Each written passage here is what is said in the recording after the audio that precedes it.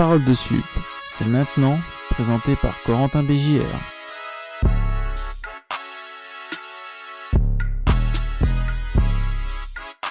Bonjour à tous, bienvenue dans ce 4e épisode de Parole de Sup et aujourd'hui on continue un petit peu notre tour des sports puisqu'on va découvrir une nouvelle franchise. Cette fois-ci on quitte la NFL mais on reste aux États-Unis puisqu'on part en NBA et on va parler aujourd'hui des Indiana Pacers avec Marin de Pacers France qui a fait le plaisir, en tout cas qui a accepté avec plaisir de venir et je le remercie pour la première fois en tout cas dans ce podcast et je le remercierai tout au long et sans plus attendre accueillons Marin. Bonjour Marin, comment vas-tu ? Salut. Eh ben écoute, ça va très bien. Merci pour l'invitation et quel honneur d'être la première franchise NBA représentée ici, ça fait plaisir. Ouais, on en parlera un petit peu plus en détail plutôt à la fin sur l'actualité, mais franchise un petit peu qui a pris de la hype cette saison en NBA et ça me fait super plaisir du coup de commencer cet arc NBA avec toi Marin pour parler des Pacers.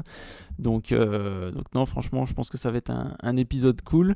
Sans plus attendre, commençons, rentrons dans le vif du sujet. Vous connaissez le programme maintenant désormais au bout de 4 épisodes. Donc on va revenir sur toi Marin en détail avec ta présentation. Tu nous parleras un petit peu de toi, sans rentrer dans les détails puisqu'on reviendra un petit peu après sur ta relation avec les Pacers. On parlera ensuite de Indiana, voilà la création de la franchise, etc. Les grandes dates qui ont fait l'histoire des Pacers, qui a mine de rien une histoire assez particulière en NBA et qui commence à avoir fait son petit bout de chemin.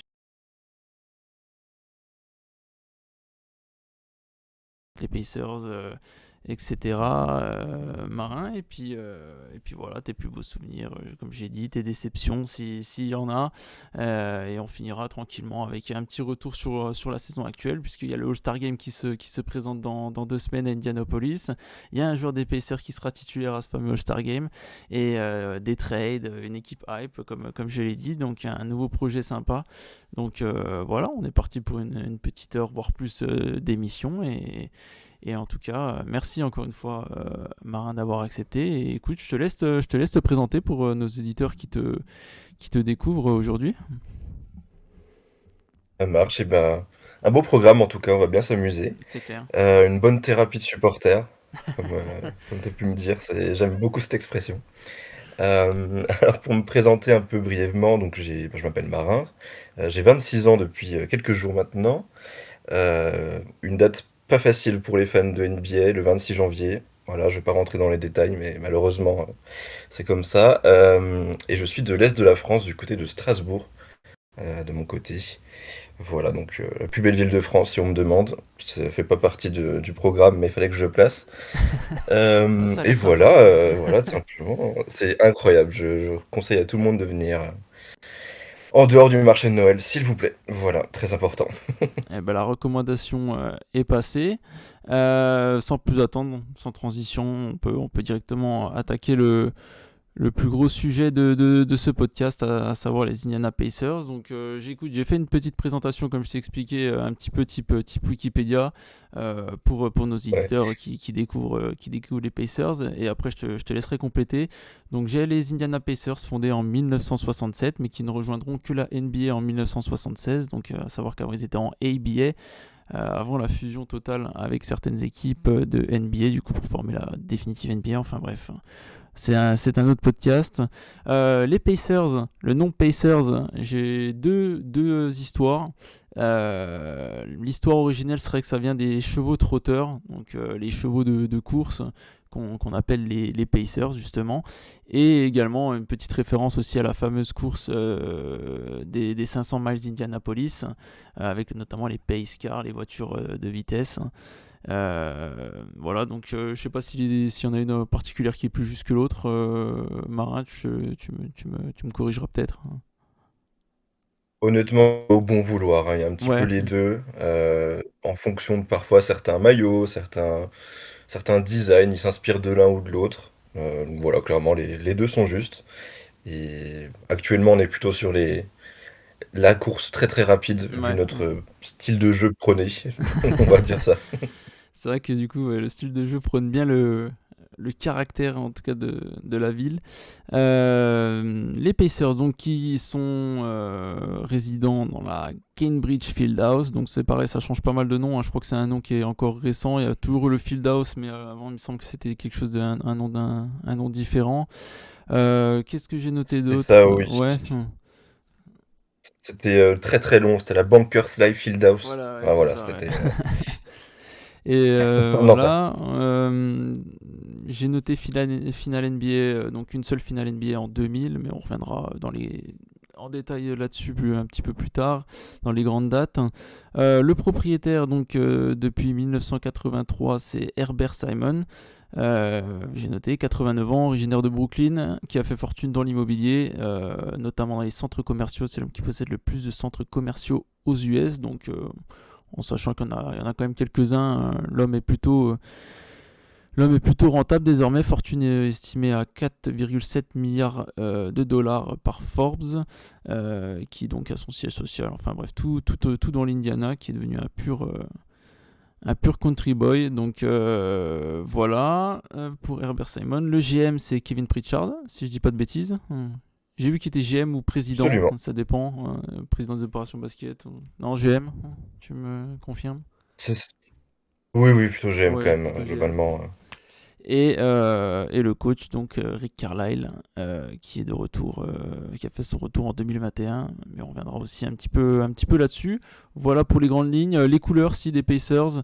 Je suis daltonien, donc je vais peut-être me tromper, jaune et bleu. Et ça, non, c'est bien ça. Non, c'est bien ça, Jaune et ouais, ça bleu, peut être un vert et bleu, hein, sinon c'est bien. je peux me tromper. Mais ouais, jaune et bleu. Non, c'est bien ça. Donc voilà pour les grandes lignes. Est-ce que tu as des petits points que j'ai oubliés pour la présentation rapide des Pacers? Non, non, c'est très complet, rien à redire. Rien à redire. Eh ben Magnifique. écoute, on peut directement enchaîner avec l'historique des Pacers, donc franchise de l'Indiana dans les terres, dans les pures terres américaines, qui a eu un passé relativement glorieux tout de même s'ils n'ont pas gagné de titre en NBA. Je regardais un petit peu les joueurs majeurs, les coachs et tout, et surtout au niveau des coachs, il y a quand même de sacrés noms qui sont passés euh, tout au long de l'histoire de cette franchise. On peut reprendre chronologiquement si tu veux. Je vais te laisser un petit peu la main, Marin. Donc voilà, au niveau des Pacers, peut- est-ce que véritablement la franchise est installée avec l'arrivée de Reggie Miller et commence à prendre de l'ampleur à ce moment-là, ou est-ce que quand même dès son arrivée en NBA, ça tourne un petit peu comme il faut? Oh non, concrètement, la transition avec la NBA, donc en passant de la ABA, comme tu l'as bien rappelé, à la NBA était très très compliquée. Pour le coup, les Pacers étaient une très bonne franchise en ABA. Voilà, on a notamment gagné, je vais dire le on, voilà, ça c'est le supporter qui Bien parle, donc sûr, désolé, hein, je je sais que plaisante. ça peut gêner certaines Non, non, personnes, non. mais voilà, on va dire on. Ouais, 3 titres en ABA, donc pas en NBA malheureusement, mais donc dans les années 70, avant donc la fusion en 76, comme tu l'as bien rappelé, 76, hein, si je dis pas de bêtises. Euh, et non, vraiment, clairement, le début en NBA était très très compliqué. Et globalement, c'est vraiment Reggie Miller qui a mis les Pacers sur la carte, comme pour reprendre l'expression. Avant lui, c'était quand même très compliqué, très peu de playoffs. Voilà, non, Reggie Miller a été le visage de la franchise, très clairement. Très très clairement. Et c'est le GOAT de notre franchise, sans aucune discussion possible, à l'heure actuelle. Ouais, puis j'ai vu justement après, on reviendra un petit peu dessus après, mais au niveau des maillots retirés, déjà il n'y en a pas tant que ça, alors qu'il y a quand même certains joueurs peut-être qui mériteraient un maillot retiré chez les Pacers.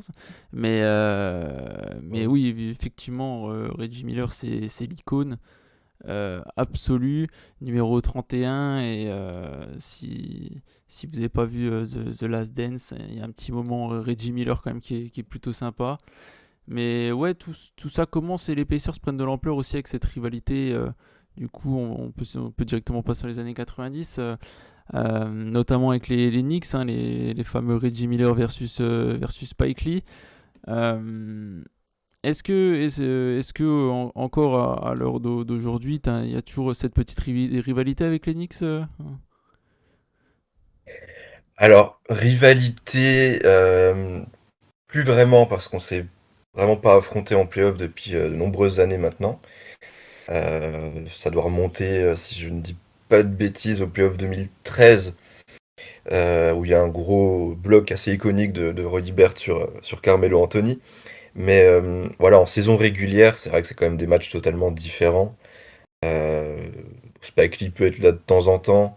Maintenant, Reggie Miller parfois commente pour ESPN, si je dis pas de conneries. Ou en tout cas, il commente pour des gros médias américains, donc les deux se retrouvent. Mais évidemment, il y a du respect entre eux. On n'est plus du tout sur une rivalité comme quand il était joueur et franchise player. Maintenant, ça reste quand même des matchs particuliers, je trouve, malgré la saison régulière, pas toujours très utile, entre guillemets. Il y a quand même une atmosphère un petit peu particulière, je trouve.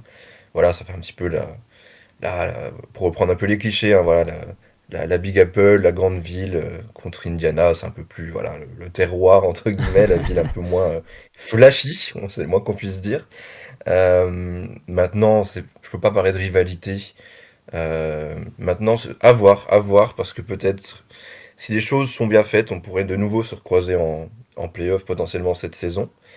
Et sans parler de rivalité, parce qu'on n'en est pas encore à ce niveau-là, il y aurait un duel, je trouve, assez intéressant entre Jalen Brunson et Tyrese Haliburton, deux meneurs All-Star qui carburent chacun de leur style de jeu un petit peu qui leur est propre, mais voilà, les deux ont été aussi également chez Team USA cet été. Donc voilà, vraiment, je pense qu'il y a potentiellement des embryons, on va dire, de pistes de nouvelles rivalités, mais vraiment rien de comparable comparé aux années 90. Ouais, effectivement, il y a ces images iconiques, hein, de toute façon de Reggie Miller qui trash talk Spike Lee sur le bord sur le bord Ah ça, du terrain. Euh, donc ouais, grosse histoire à cette période-là, avec notamment aussi en coach un des meilleurs joueurs de l'histoire de la NBA, Larry Bird, hein. Donc qui ira en... C'est lui le coach en 2000, il me semble, en finale. il Ou me semble c'est... aussi. C'est Larry Brown. Pas là, si, Un Larry Brown. doute, tu me mets le doute. Attends, je, je vais regarder ça, je vais vérifier. Mais, euh, mais voilà, avec une Il me très semble que belle c'est Harry équipe, Bird. hein, les Rick Smith et Oui, c'est ça, bah, l'autre. c'était des guerriers globalement. Voilà, clairement pas les joueurs les plus flashy, avec donc Reggie Miller en fer de lance et qui ont eu le malheur de se frotter à Shaquille O'Neal Prime. C'était Ah, en compliqué 2000, oui, et il a sorti effectivement, une oui, c'est... Ouais. performance all-time en finale avec un jeune Kobe également. C'était pas encore le Kobe superstar, mais c'était clairement le Kobe superstar en devenir. Mais alors, ouais, Ah oui, clairement, si, c'est ça, ouais, le Shaq compliqué. c'est ça, c'est Larry Brown durant, on va dire, les époques Larry Michael Brown. Jordan, et Larry Bird, justement, qui est là pour la finale NBA, qui reprend en Voilà, ouais. 97 jusqu'en 2000. Ouais, j'ai inversé. Mais voilà, c'est un petit peu la période, on va dire, la première période dorée des Pacers, même s'ils gagnent pas, mais il y a cette finale NBA qui vient, on va dire, pas valider puisqu'il n'y a pas le titre, mais qui vient montrer en tout cas que Indiana peut être une place forte de NBA. Et en tout cas que tu peux construire un groupe, et mine de rien ça reste un petit peu comme ça. Il y a des saisons un peu compliquées après cette finale 2000, où voilà, c'est Isaiah Thomas qui prend la franchise, donc c'est ce qui est déjà un signe que ça va mal aller en tant que coach. Mais la franchise se reconstruit petit à petit, donc il y a des joueurs qui vont être par la suite plus iconiques du côté des Pacers, donc qui vont arriver, comme Jermaine O'Neal, comme Ron Artest, Jalen Rose, j'ai oublié son nom, Stephen Jackson. Donc voilà, toujours avec Reggie Miller, mais qui sera un petit peu plus vieillissants et qui vont ramener la franchise au sommet, qui vont pas malheureusement gagner, en tout cas retourner en finale, mais qui vont faire des finales de conférence si je me trompe pas. Et qui vont notamment avoir cette rivalité avec Détroit, sur, sur cette période-là, et Voilà, notamment avec je peux te laisser en parler, avec Melissa The Palace. Ouais, bah alors là, c'est même plus qu'une rivalité, hein, c'est un événement qui a traumatisé à peu près toute la NBA. Donc voilà, on est sur la saison 2004-2005, Et qui marque un où les tournant, Pacers parce faisaient un très très que... bon. Oui, je- oh oui. ouais. Ouais, non, clairement, bah, les Pacers faisaient un très très bon début de saison.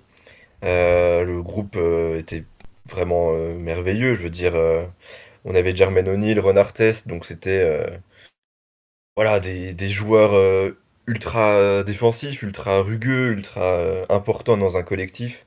On l'a vu notamment avec Ron Artest plus tard du côté des Lakers, qui a quand même aussi bien participé à l'obtention d'un titre.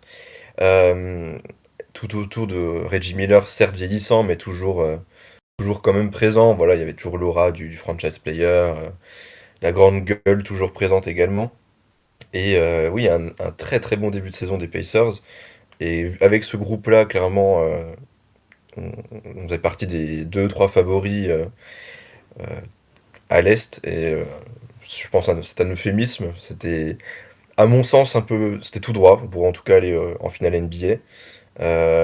Maintenant, oui, il y a eu cette bagarre du côté de Détroit, donc Malice at the Palace, qui est devenu un événement majeur de l'NBA des 20 dernières années, du coup, où voilà, il y a eu des pétages de plomb, des joueurs qui sont allés des Pacers qui sont allés dans les tribunes frapper des supporters débiles du côté des Pistons.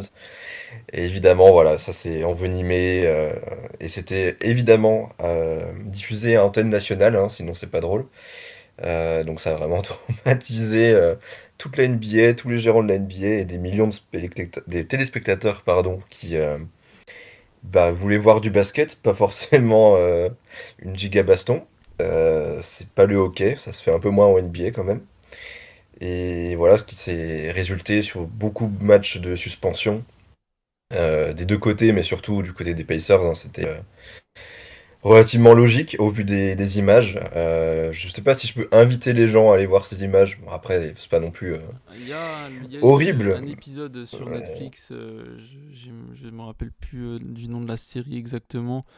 Euh, Oui, oui, oui, t'as raison. c'est je me rappelle plus du nom, c'est les coulisses du sport, un truc comme ça. Et il y a un épisode, Oui, c'est il y a ça, un j'ai épisode pareil, Malice at j'ai un the trou. Palace qui est d'ailleurs très bien parce qu'ils font parler tout le monde. Et tu vois comment la tension monte et que ça finit par exploser et tous les découlés de cette soirée-là. Ouais, clairement, c'est un tournant et ce qui a vraiment fait réagir la NBA comme rarement jusqu'ici. Et donc avec des sanctions très très lourdes, hein. On parle de une trentaine de matchs pour Stephen Jackson, il me semble, et Jermaine O'Neal également, peut-être un Alors, peu moins. j'ai, si Une tu veux, les 15-20 matchs peut-être. suspensions. Donc, Ron Artest ne remettra pas un pied de la saison. Euh, Oui, évidemment. donc, Ron Artest, qui est la personne qui a été mettre une droite, justement, à la personne dans les gradins. Euh, Steve, Steven Jackson, il en prend 30 et Jermaine O'Neal en prend 15. Ouais, Et, voilà, et, je, donc sur et je une crois saison que de l'autre régulière à côté, 82 matchs, ouais, Ben Wallace, il en prend, je crois, 15. En face, j'ai pas je la sais plus du tout du suspension. côté des Pistons. Mais il y a que lui qui est suspendu, en tout cas, du côté des Pistons. Ouais, oui, bah c'est objectivement mérité. C'est ouais, des images assez folles, assez lunaires. Et pour la petite anecdote, donc voilà, Ron Artest qui vient mettre des droites, hein, concrètement, à un Oui, spectateur, un spectateur qui lance le gobelet. et ouais, et qui se trompe de cible. C'est aussi ça qui est assez cocasse. C'est vraiment pas lui, c'est vraiment quelqu'un qui n'a rien demandé, qui se prend des ogives, hein, parce que je pense Ron Artest n'est pas la personne la plus tendre de, Et raisonné. de l'histoire de la NBA. Et raisonné aussi, au vu de ses gestes. Non, clairement, non, mais les images sont assez lunaires. Euh, et je sais plus qui est le joueur des Pacers. Je crois que c'est Steven Jackson, mais je ne suis plus sûr. Peut-être Jermaine O'Neal, j'ai un doute. Qui, lui, en revenant sur le court, sur les parquets, qui prend un élan, faire un Falcon Punch limite, pour ceux qui ont la référence. Je crois que c'est envers un Ouais, vers un spectateur encore, ou spectateur quelqu'un qui est qui sur le était court et qui n'a descendu, rien à ouais. faire là. Ouais. C'est ça, et qui glisse, honnêtement, Dieu bénisse, heureusement qu'il glisse sur ce coup, parce que, Oui, sinon cette personne ouais, serait toujours dans le coma, je s'il pense, touche à à l'heure plein, actuelle. ouais, ouais, minimum, je pense. Donc, pour lui, heureusement, pour les images aussi, parce que ça reste débile comme réaction, on va pas se mentir. Mais ouais, c'est un gros événement qui a clairement entaché un groupe, un collectif, et même l'image globale de la NBA, ce qui a fallu quand même de grosses réactions du côté des dirigeants de la NBA pour éviter ça en mondiovision, quoi. Exactement, donc ouais, je vous invite à aller voir cet épisode-là sur Netflix. Je retrouverai le nom un petit peu plus tard. Mais ouais, parce que du coup, les Pacers, comme tu le disais, ils avaient une vraie carte à jouer, ils avaient une vraie bonne équipe. Et peut-être même la plus grande équipe, en tout cas en termes de talent, je pense intrinsèque de l'histoire de la franchise. Après, bon, les années 90, c'est un peu compliqué de juger quand on n'a pas tous les matchs. Mais en tout cas, il y avait des sacrés joueurs et comme tu disais, ça tournait vraiment bien avant que du coup ça casse la saison complètement et que ça casse même le groupe puisque certains d'entre eux partiront après ça. Donc voilà, on avance un petit peu jusqu'à peut-être du coup pas la, si on peut parler peut-être de la draft ou juste de l'éclosion de Paul George. Du coup, on passe directement dans une autre décennie, la décennie 2010. Absolument. Bah, entre-temps, il y a un petit SO quand même pour un des joueurs les plus sous-cotés de l'histoire NBA à mes yeux. Danny Granger quand même, qui a tenu la baraque justement en cette période de transition, donc après Malice at the Palace et avant la draft de Paul George. Un joueur ultra sérieux, très très très fort, honnêtement. Euh, voilà, un petit Paul George avant l'heure, entre guillemets. On va dire ça comme ça, mais un gros joueur, un très très sous-coté, qui malheureusement n'a pas su faire passer peut-être le cap décisif aux Pacers, et ce qui nous a amené à drafter, donc oui, Paul George, donc la draft de PG. Ça a été mes débuts de supporter, donc ça on en reparlera du coup, hein, Ouais. mais voilà, ça a été un petit peu ces débuts-là. Le début de l'ère Paul George a marqué également mes débuts en tant que fan des Pacers. Mais Paul George, voilà, que dire. Là, ça peut durer des heures, mais ouais, clairement, l'ère de Paul George, on a vu tout simplement l'éclosion d'une superstar, tout simplement. Notamment pendant les fameux duels en playoff contre Miami. Donc là, on parle du Miami de Dwayne Wade, LeBron James, Chris Bosh. Clairement pas les clowns du coin. Et on a vu voilà, Paul George éclore et être tout simplement monstrueux, avec notamment un poster sur Birdman, qui je pense est probablement une des actions les plus iconiques de l'histoire des Pacers, encore à l'heure actuelle, si on enlève Reggie Miller, évidemment. Euh, un joueur magnifique, magnifique à voir jouer, plein de culot, tout simplement. Enfin voilà, tout simplement regarder LeBron James et le hit dans les yeux en finale de conférence à cet âge-là, donc je devais avoir, je sais pas, 22, 23 ans. C'est pas donné à tout le monde.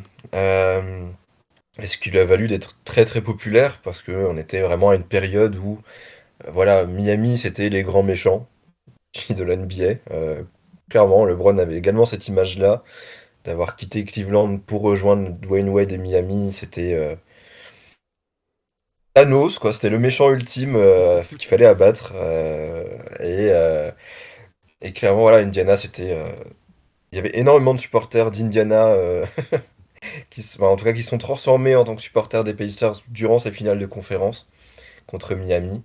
Euh, Malheureusement, comme souvent, ça résume très bien notre histoire récente et pour beaucoup d'équipes de la conférence Est, bah, LeBron James, à la fin, c'est toujours lui qui gagne. Malheureusement, mais ça a été ouais, des très très belles années avec voilà, l'éclosion de Paul George, avec un groupe pas des plus flashy, clairement comparé à l'équipe voilà, entre 2004 2005. George Hill à la main, voilà, c'est pas le meneur le plus flashy.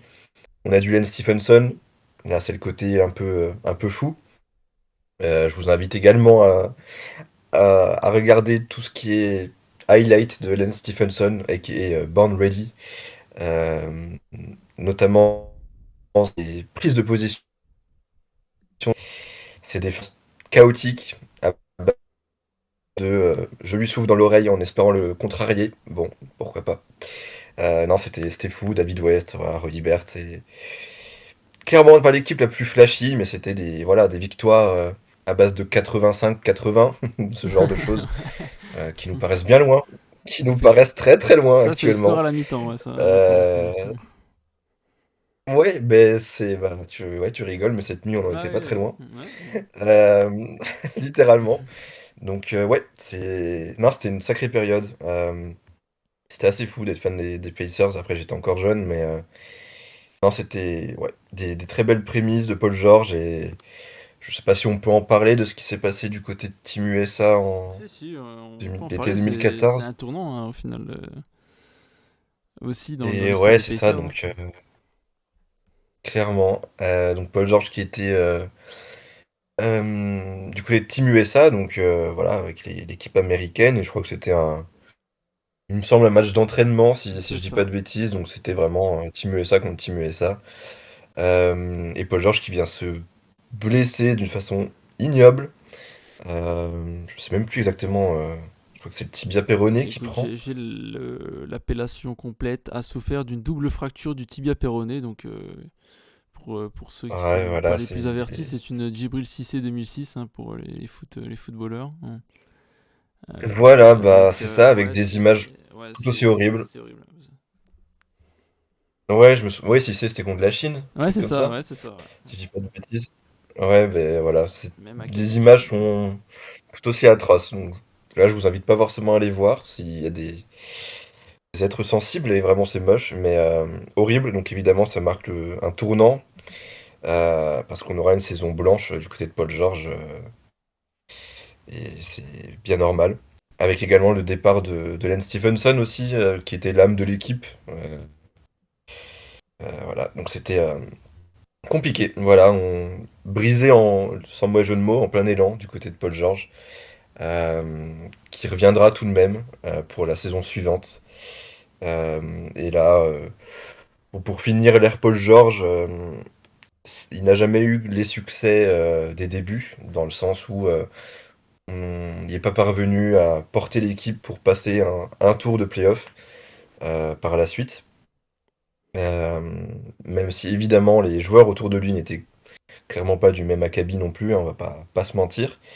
Et ça a donné une demande de transfert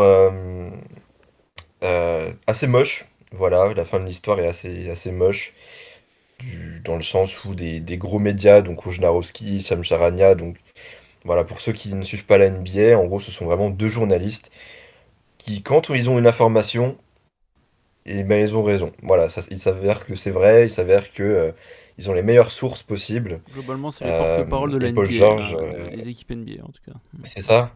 C'est ouais, c'est totalement ça. Typiquement, voilà, un transfert va avoir lieu. Ils sont au courant, ils le tweetent, oui, ils le tweetent sur les réseaux sociaux. Ils en parlent sur les réseaux sociaux et ça deviendra officiel quelques heures, voire quelques jours après. Mais voilà, on prend leur info comme Comme argent du comptant sûr, parce qu'on ouais. sait que c'est vrai, quoi. C'est concret.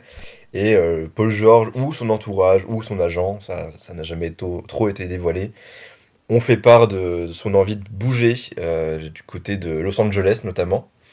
Et donc évidemment, quand un joueur exprime son souhait de partir, sa cote diminue grandement parce qu'on sait que derrière, il y a très peu de chances qu'il prolonge dans cette équipe-là, surtout du côté d'Indiana qui n'est pas une destination rêvée, hein, comparée à Boston, Los Angeles, Miami, New York dans une moindre mesure.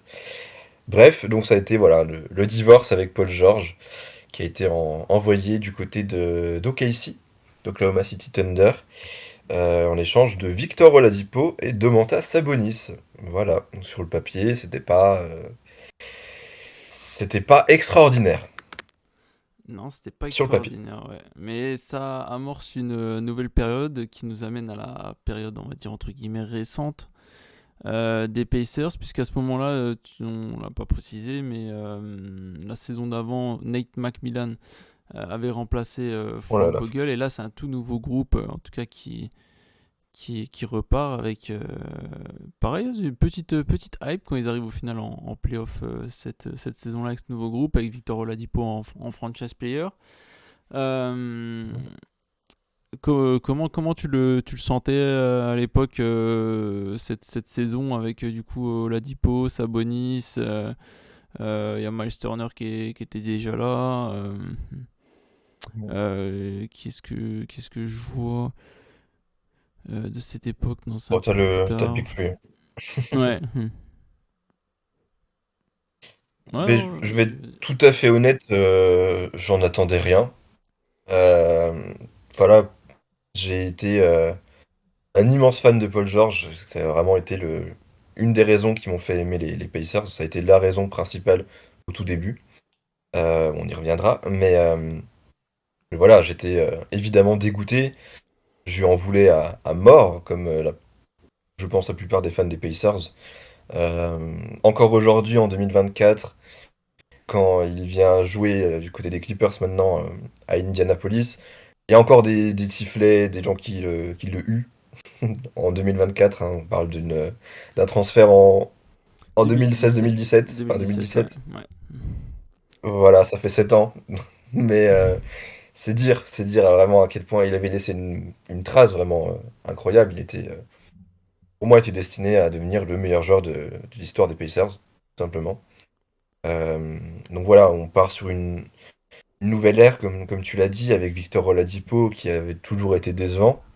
On part d'un second choix de draft euh, ultra décevant, qui avait montré quelques flashs du côté d'Orlando, mais c'était pas non plus, c'était clairement pas un joueur de la qualité de Paul George, qui était déjà une superstar avérée, et d'un Domantas Sabonis qui peinait à s'imposer au Thunder. C'était évidemment compliqué avec un Westbrook, comment je pourrais dire ça de façon polie, euh, omniprésent, voilà, très poli, Mm. mais qui empêchait également, voilà, Qui était peut-être rookie à cette époque, certaines hein. éclosions. Sabonis il venait d'arriver en NBA. Ouais, absolument. Donc, fils d'Arvydas Sabonis, qui a été un grand joueur européen en NBA, Et mais même en arrivé NBA. très tard en NBA. Mais voilà, on s'attendait pas. Personnellement, je m'attendais à rien. Je vais être très honnête, mais j'étais le premier surpris. Ça a été donc vraiment un. Évidemment, Oladipo a été la tête d'affiche, et Oladipo originaire d'Indiana, en tout cas qui a été à Indiana University, du côté voilà, d'Indiana. Évidemment, le public l'adorait. Voilà, globalement, hein, je pense que c'est à peu près partout pareil au niveau des grosses franchises NBA. S'il y a des grosses équipes universitaires, voilà, il y aura toujours un lobby au moment de la draft pour drafter les joueurs qui venaient de l'université du coin, hein. Je l'ai vu, je le vois chaque année Oui, du oui, côté des Pacers. Voilà, il y a toujours des gens mécontents qui auraient aimé qu'on sélectionne un joueur projeté dans les 30-35e places à la 13e place parce qu'il était du côté d'Indiana University. Bon, ça j'irais de doser. Mais oui, clairement, pour en revenir à ta question, moi je m'attendais à rien du tout. Et Oladipo s'est totalement transformé. Il a été monstrueux. Il a été meilleure progression de l'année cette année-là. oui. Tellement il a All-Star. été All-Star, dominant et monstrueux, avec un Sabonis qui commençait vraiment à montrer de très bonnes choses aussi. Alors que de base, c'était l'autre joueur du trade de Paul George et Oladipo. On va pas se mentir. Et c'était personne à ce moment-là. Et quand on le voit aujourd'hui, c'est vrai que ça paraît fou, parce que c'est peut-être aujourd'hui le nom le plus important de ces trois joueurs à l'heure actuelle. Peut-être un peu dur avec Paul George, mais on n'en est pas loin. En tout cas, voilà, actuellement, il y a deux All-Stars sur les trois, et ce n'est pas Victor Oladipo, qui est blessé, voilà, il y a eu d'autres problèmes. Mais voilà, une nouvelle ère avec Oladipo monstrueux, et comme souvent, l'histoire va se répéter. On a une très belle épopée en playoff contre le LeBron James, cette fois-ci du côté de Cleveland. Et contre uniquement LeBron James, hein, avec Avec ses... une... ouais. Ah oui, oui, Ouais. c'est... Ouais, contre les LeBron James Cavaliers, Mm, mm. c'était la définition du 1 contre 5. Ouais, quelle Il série. y a pas, y a pas. Ouais. euh, et voilà, une défaite en 7 matchs. Voilà, terrible, terrible, horrible. Voilà, mais quand même des très bons souvenirs. Bon, je pense qu'on y reviendra, mais voilà. Je ferai mon lobby également sur le goaltending de LeBron durant cette série un petit peu plus tard. Mais voilà, ça a vraiment été un groupe, vraiment. L'objectif, voilà, c'est une équipe, personne n'attendait là, personne ne les attendait, moi le premier, et ils ont montré de très très belles choses. Malheureusement, à la fin, c'est toujours le LeBron James qui gagne. Exactement. Et du coup, pour avancer un petit peu dans cette présentation, je garderai la partie vraiment neuve avec le trade de Sabonis, etc. Pour un peu plus tard. Mais voilà, Victor Oladipo, comme tu as dit, va se blesser et ne reviendra pratiquement jamais de cette blessure, hein. Je pense qu'on peut s'accorder là-dessus. Donc voilà, il y a un petit peu une traversée du désert pour les Pacers. Donc du coup, on va s'arrêter au trade, on va dire, de Sabonis contre Haliburton. Et on gardera ça pour revenir sur l'actualité, ça fera notre transition. Et du coup, on va parler un petit peu plus de toi, Marin, en détail. En tout cas, de ta relation avec les Pacers. Du coup, tu nous as dit que tu as commencé à suivre les Pacers grâce en tout cas à cause de Paul George et à cette période-là. Mais est-ce qu'il y a une histoire derrière? J'ai eu des histoires donc avec FIFA Ultimate Team, FIFA saison, FIFA carrière, enfin bref, la totale. J'ai eu la Fantasy League. Est-ce que toi, il y a une histoire de... La TTFL n'existait pas encore à cette époque, mais qu'est-ce qu'on a? Est-ce que c'est NBA Live, NBA Live 11? Je crois que tout qui n'était pas encore sorti ou pas encore tant que ça populaire. Quelle est ton histoire et du coup ta relation avec les Pacers? Comment tout ça est venu? Alors, je vais être un peu décevant au niveau de mon histoire avec les Ce Pacers, n'est jamais mais décevant. je vais contrebalancer. Ah, je vais contrebalancer, comme ça je peux pouvoir faire une petite référence. En fait, il faut savoir que moi, je suis pas du tout basket, c'est pas du tout mon sport de prédilection de base. Voilà, donc évidemment, je m'étais pas dit, tiens, dans quelques années, je vais être actif sur un compte lié à une franchise NBA. C'était mais inconcevable à mes yeux. Euh, voilà, mes premiers rapports avec le basket, avant tout, ça a été Slam Dunk, le manga, que je ne peux que Ok. conseiller. Euh, voilà, ça a vraiment été ouais, Slam Dunk, et j'ai peut-être joué voilà, un vieux NBA Live chez ma nourrice quand j'avais je ne sais quel âge. J'avais peut-être un panier de basket chez mes grands-parents, mais voilà, c'était même pas, enfin, c'était pas pour moi, c'était, bref. Voilà, c'est, avant tout le basket, ça vient de Slam Dunk, donc très bon manga, je conseille à tous ceux qui veulent le regarder. Peut-être s'intéresser au basket aussi par potentiellement un autre média. Voilà, très bon manga que je ne peux que conseiller. Mais voilà, au niveau des Pacers, ça a vraiment été Paul George parce que moi j'avais donc des camarades qui eux pour le coup étaient vraiment à fond au niveau de la NBA. Et voilà, donc je me suis un petit peu intéressé en discutant avec eux, parce que je suis un fan de beaucoup de sports, sans pour autant aimer vraiment le basket plus que ça de base. Euh, pour une petite anecdote, moi je suis avant tout un gros fan de tennis, donc voilà, aucun rapport avec la NBA, Effectivement. vraiment. C'est vraiment un monde totalement différent. Mais je me suis voilà, intéressé un petit peu à ça et j'ai vu, voilà, j'ai commencé à voir quelques highlights, hein. De toute façon, on commence peut-être, bon, je pense beaucoup avec ces images-là, donc des highlights de Oui. Paul George à ses débuts et je me suis mis vraiment à suivre un petit peu cette équipe-là.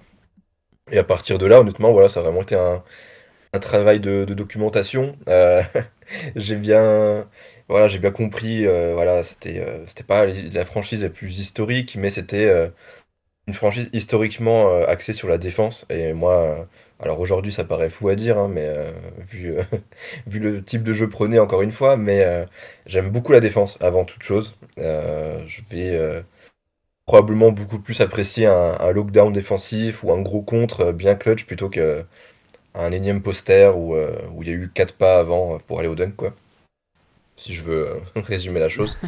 Euh, On ne vise personne. donc c'est ouais ouais c'est non alors, on peut viser beaucoup de personnes, hein. Ouais. Là, si t'as 2 heures devant toi, on peut faire un gros listing, mais bref.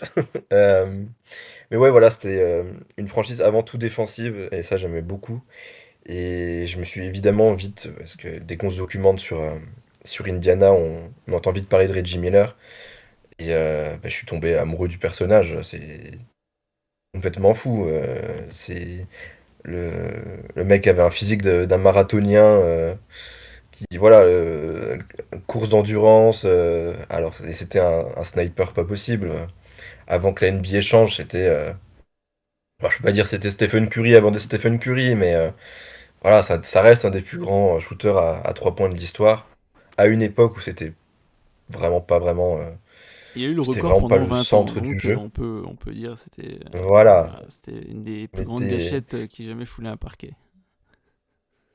c'est ça, clairement, il faut mettre un peu de lumière sur Reggie Miller et avec une grande gueule pas possible, un trash talker fou. Voilà, l'image du choke en regardant Spike Lee, c'est Oui. pour moi l'image la plus iconique de trash talk en NBA en tout cas. Et, comment ne pas tomber amoureux de ce genre de personnage quoi. Puis il y a un côté, voilà, c'est un peu cliché, mais un côté un peu David contre Goliath, Indiana contre New York, Clairement. Indiana contre Los Angeles. Et bon voilà, en tant que français, j'aime bien le perdant magnifique, voilà, Poulidor et compagnie. Il y a un côté attachant aussi. Donc voilà, ça a été tout ça. Et évidemment Paul George qui était un joueur magnifique dès sa saison rookie, même si c'était pas encore admirable, avec un très faible temps de jeu. Il y avait vraiment des flashs hein, vraiment incroyables. Et voilà, donc j'ai commencé un petit peu à suivre ça du côté bah, des finales de conférence aussi par la suite. Là, j'étais ça y est, un petit peu plus actif, on va dire. Donc je vibrais déjà et j'étais évidemment dégoûté voilà, certaines performances de LeBron, de D-Wade notamment. Euh, et évidemment de l'arbitrage, parce que tout bon fan de NBA crache sur l'arbitrage à chaque match. Euh, voilà, spécialement contre le One James. Mais voilà, ça a été un petit peu tout ça qui m'ont fait aimer les Pacers. Et évidemment, par la suite, du coup, je rejoins mes camarades dès que je pouvais faire un mode carrière sur NBA 2K13, il me semble. Ça a été vraiment le premier que j'ai beaucoup poncé. Avec Jay-Z à la playlist, incroyable d'ailleurs. Et bah, c'était Indiana, toujours. Voilà, mon petit poste de meneur du côté des Pacers, avec 10 titres de MVP et 10 titres NBA à la suite, parce que c'est très logique tout ça. Bah écoute, au final, ton histoire est aussi intéressante que les autres, hein, et a toutes ses particularités aussi. Euh, du coup, si je compte bien, ça fait, on va dire, bientôt une quinzaine d'années que tu supportes les Pacers, donc tu t'as roulé ta bosse en tant que supporter. Euh, Ma deuxième question sera plus portée sur du coup ton compte. Comment tu t'es dit un jour, bah, je veux faire un petit peu plus qu'être supporter entre guillemets, mais j'ai envie de partager ma passion, j'ai envie de lancer un compte. Est-ce que tu es tout seul à gérer ça? Euh, voilà, quelle est l'histoire derrière ça? Depuis combien de temps tu fais ça? Alors, l'histoire, elle commence à remonter, hein, mine de rien. Le compte Twitter voilà, sur lequel je suis actuellement, il date de 2016, donc ça fait 8 ans maintenant. Ouais. Je dis pas de conneries. Non, non. Ouais, ça fait 8 ans en avril. Ouais, j'ai pas fait S, donc les maths parfois c'est Non, compliqué. ne t'inquiète pas. Non, non, mais écoute, j'étais au lycée et comme tout bon lycéen, j'ai beaucoup de temps à perdre. Et je commençais à aller sur. J'étais un gros tweetos, comme on peut dire. Vraiment, j'étais beaucoup sur Twitter. Et voilà, comme je m'intéressais à la NBA, je suivais déjà certains comptes de franchise qui étaient déjà depuis quelques temps, notamment le compte des Pacers qui était là et que je trouvais relativement drôle. Voilà, il y avait un côté un peu pince sans rire, ce genre de choses. Voilà, j'étais assez réceptif à cet humour, en plus d'être réceptif évidemment de la franchise qu'il supportait et dont il faisait les live tweets à des heures pas possibles. Et je les avais tout simplement contactés. Enfin, je faisais le forcing, hein, je montrais que j'étais présent la nuit pour regarder aussi, je répondais à leurs tweets, etc. Et une fois carrément, j'aurais demandé, bon, est-ce que vous ne seriez pas à la recherche de quelqu'un en plus pour compléter l'équipe? Ce à quoi ils m'ont dit non. Donc, donc voilà. Et par la suite, il y a un autre compte qui s'est créé, que j'ai rejoint dès le début. Et cette personne est vite partie pour le coup. Donc sans putsch de ma part, hein, je vous le promets, je suis pas un psychopathe, mais j'ai vite été seul sur ce compte-là depuis des années maintenant. Euh, et voilà, j'ai eu, j'ai eu quelqu'un brièvement qui s'appelle Corentin, euh, Ce n'est pas moi non plus. qui frérot qui m'a un petit peu remis en. C'est pas toi, hein, mais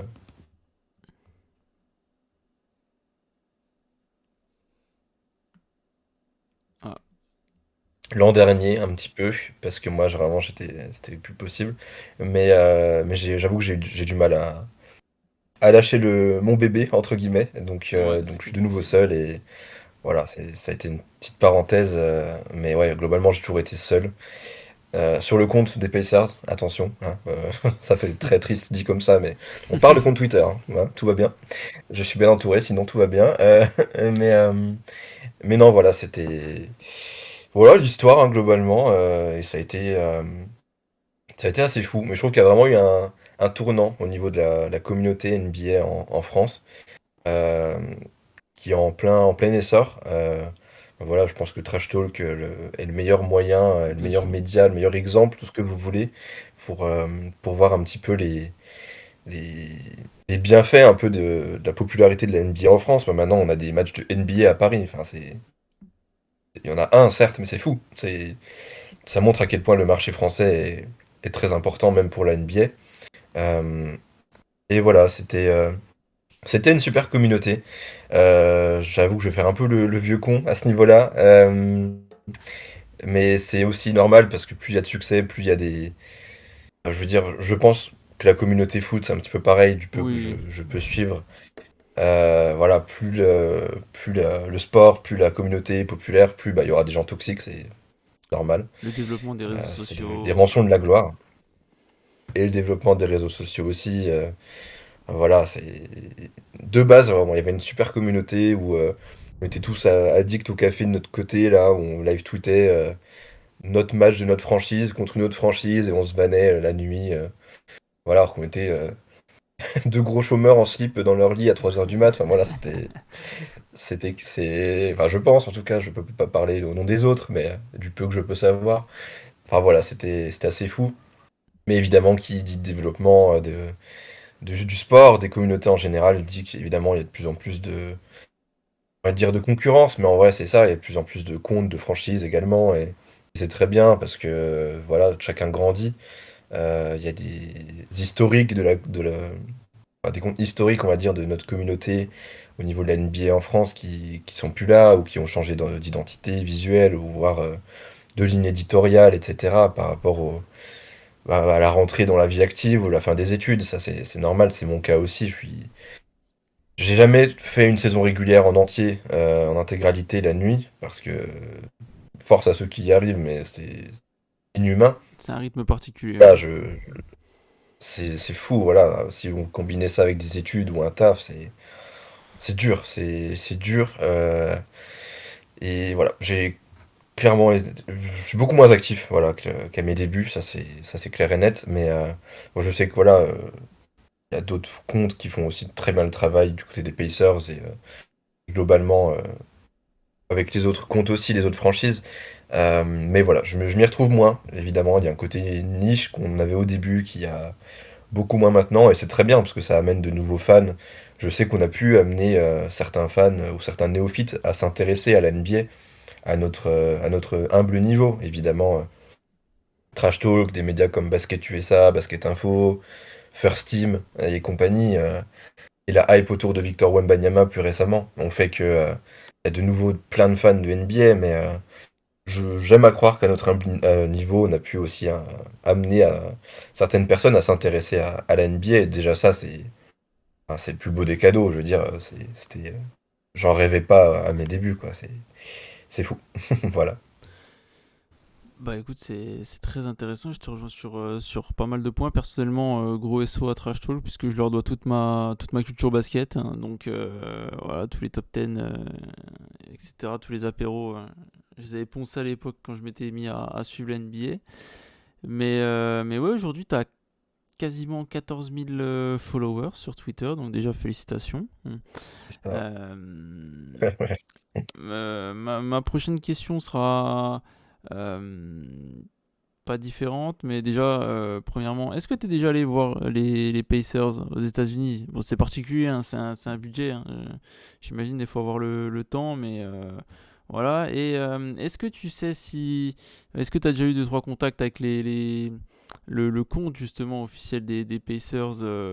On voit souvent, là, notamment il y a quelques semaines quand ils sont venus à Paris, les Cavs, bah, je crois que les deux d'ailleurs, les Cavs et les Nets avaient fait des choses justement avec les comptes français. Est-ce que toi tu as déjà eu un message ou un truc comme ça avec le compte officiel?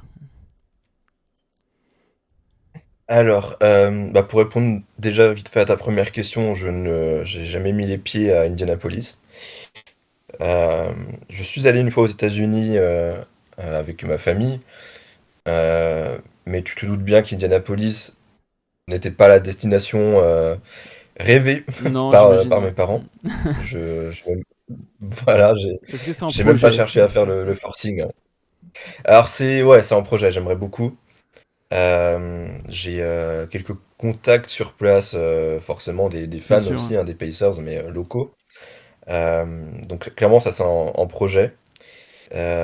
Après, le plus simple, et c'est dans les rumeurs, c'est pas encore officiel, mais pour l'instant c'est l'état de rumeur, serait que les Pacers fassent le chemin inverse Oui, et qu'ils viennent jouer à Paris. Il y a de grosses rumeurs comme quoi l'affiche l'an prochain serait les Spurs contre les Pacers, donc avec Victor Wembanyama contre Indiana, ouais, globalement. Euh, et auquel cas, je ferai en sorte d'être d'être sur présent. place. Maintenant, d'être présent, voilà. Est-ce que je pourrais avoir la même chance que mes collègues? Je ne sais pas, on verra bien. Pour l'instant, on n'est même pas sûr que ce soit cette affiche-là. Mais pour répondre à ta deuxième question, oui, j'ai déjà eu des contacts avec eux. Bah déjà, ils me suivent depuis quelques années maintenant sur Twitter. Ah, ça c'est Bon, cool. pour moi, ce sera Twitter, ce sera Oui, à oui, jamais non, mais Twitter, hein, moi désolé Elon aussi, Musk. pour moi aussi, ouais. Voilà, même, on va pas dire dans la rue, j'adore X, je suis un grand fan de X. Bon, c'est un peu bizarre. Euh, mais voilà, ouais, c'est vrai qu'ils me suivent sur Twitter depuis quelques années maintenant. Après, je vais pas faire le mec, hein, on n'est pas là à tchatcher en DM tous les trois jours, ce serait mentir. Mais voilà, j'ai eu quelques interactions, quelques likes par-ci par-là. Ils savent Donc je que tu sais, ils existes. connaissent mon existence. Voilà, c'est déjà bien. Voilà, ça c'est déjà très très bien. Euh, et j'ai quelques anciens joueurs des Pacers également qui, enfin, qui me connaissent dans le sens où ils me suivent aussi. Euh, voilà, il y avait certains joueurs, donc là c'est plutôt l'époque Paul George, hein, ou fin de Paul George. Des joueurs comme CJ Miles, donc là ça va parler à très peu de gens, mais ça, CJ Miles, Glenn Robinson III, donc qui a gagné Bien un sûr. Slam Dunk Contest. Mm. Euh, donc ces joueurs-là. Yann Maenmi aussi qui avait fait une petite pige à Indiana, pour le coup, j'avais un petit peu discuté avec lui, mais bon, il est français, donc c'est un peu plus facile. Euh, mais voilà, il y a quelques contacts par-ci par-là. Et pour le flex, Reggie Miller a déjà cité un de mes tweets et également retweeté un tweet un peu plus Ah, récemment. c'est- Donc voilà, on n'est pas loin du Graal en tant que fan des Pacers. Voilà, on n'est pas plus loin. Même si je lui en veux quand même. Je vais vraiment raconter ma vie, je suis désolé, hein. Mais t'es sur le canapé, écoute, t'es chez le psy des supporters, il y a aucun souci, comme je t'ai le dit, hein, petit. c'est ton podcast, tu parles autant que tu veux, si t'as des choses à déballer, tu peux déballer. Bah, ça fait plaisir. Bah écoute, Reggie, vu que je sais que tu vas écouter ce podcast, t'abuses un petit peu. Parce que clairement, dans mon fameux voyage aux États-Unis, je suis passé à New York, évidemment. Je suis allé devant le Madison Square Garden, évidemment. Et j'ai posé en faisant le signe choke, en portant un maillot de Reggie Miller. Évidemment, je l'ai tagué partout, comme un gros forceur. Et il n'a même pas vu. Il n'a Ah, même pas daigné liker ou quoi que ce soit. Ça fait mal à mon petit cœur. Mais bon, il s'est rattrapé depuis, donc ça va. on, Mais bref, on t'embrasse, en, Reggie, si tu passes voilà, par en là. résumé, on t'embrasse. Tu restes le GOAT de la franchise pour l'instant. On t'aime d'amour. Mais voilà, oui, j'ai voilà, quelques contacts, entre guillemets. Voilà, je sais aussi que les broadcasters du côté de Bally Sport maintenant, et donc voilà, en gros ceux qui commandent pour les Mm. Pacers, chaque match, alors je sais plus s'ils me suivent, mais voilà, on a déjà discuté ensemble. Enfin, voilà, depuis le temps, voilà, pas mal de contacts, également avec le fils de Kevin Pritchard, Ah, voilà. Voilà, pareil, on se suit mutuellement. Et voilà, il y a quelques ah c'est contacts bien, c'est bien, maintenant, c'est sympa.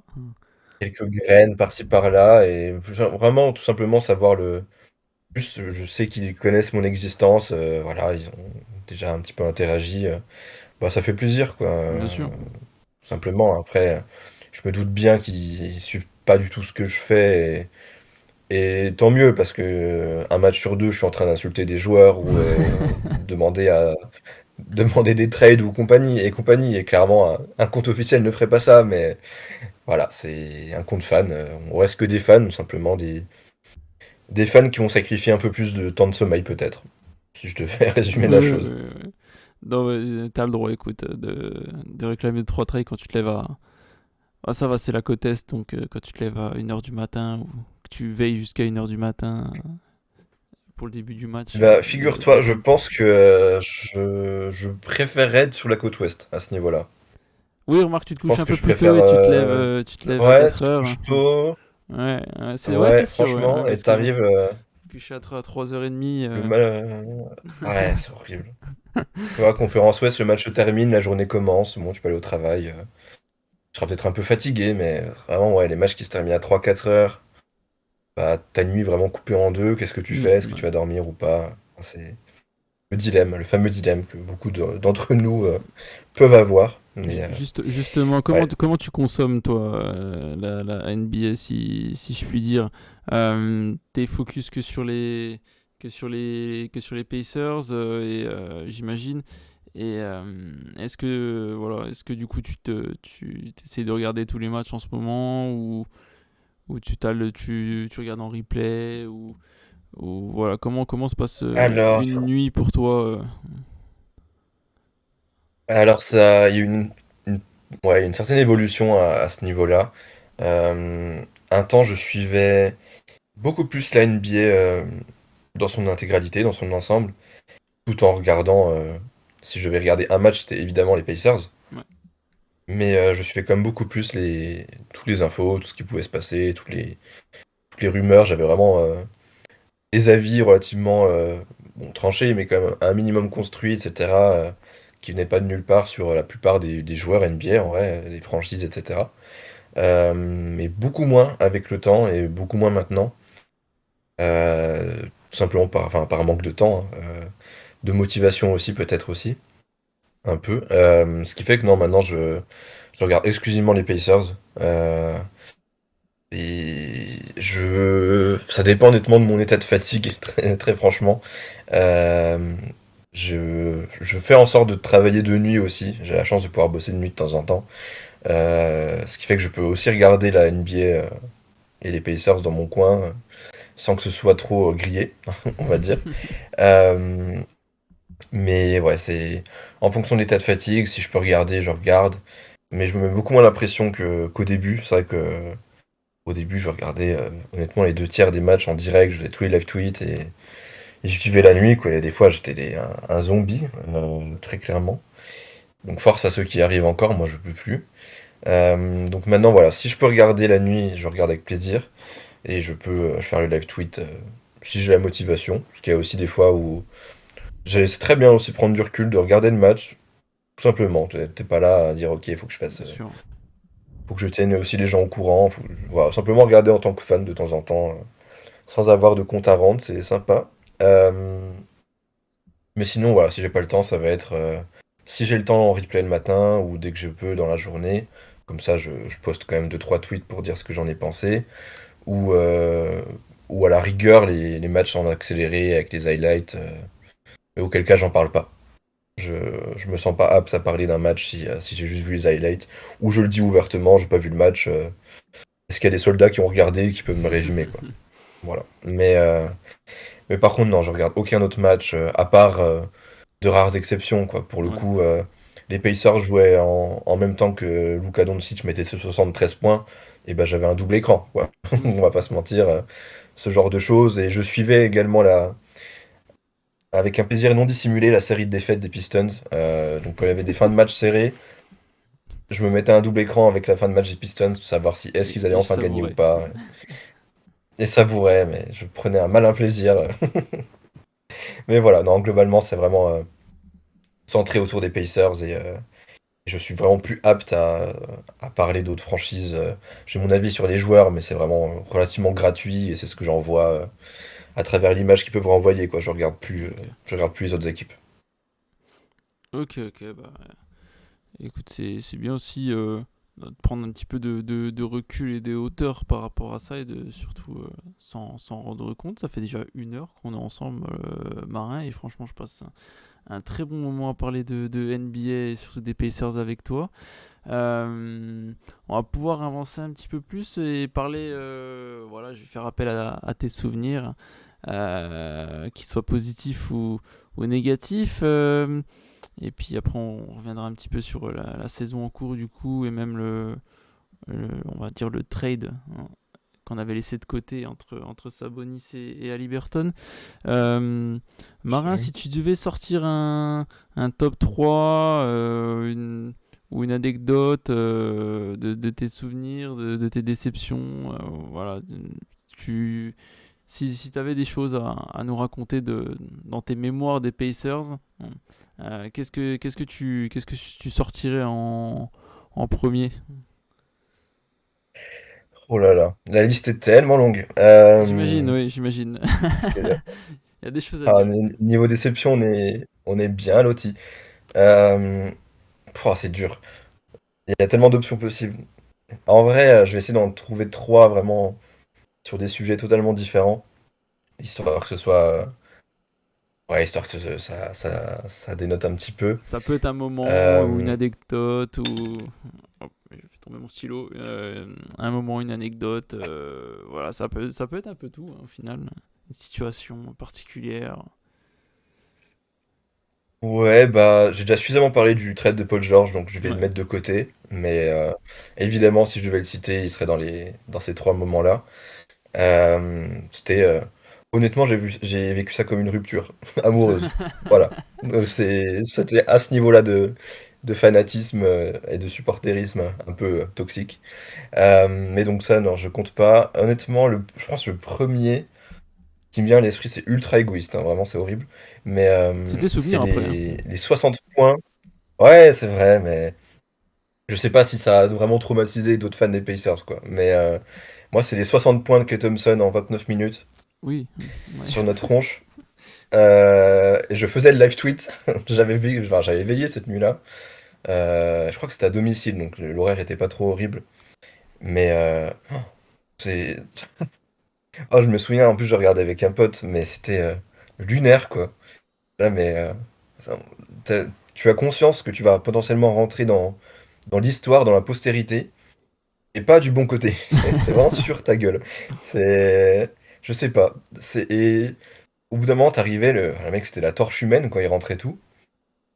Sans dribbler, je crois, il avait posé deux dribbles ou un truc comme ça. Il Ouais, il y avait a eu une la histoire balle comme ça, ouais. 2 minutes pendant le match. Bah, c'est lunaire, quoi. Enfin, les coups de chaud de Klay Thompson à l'époque, quoi. Mais bon, maintenant, ça paraît fou.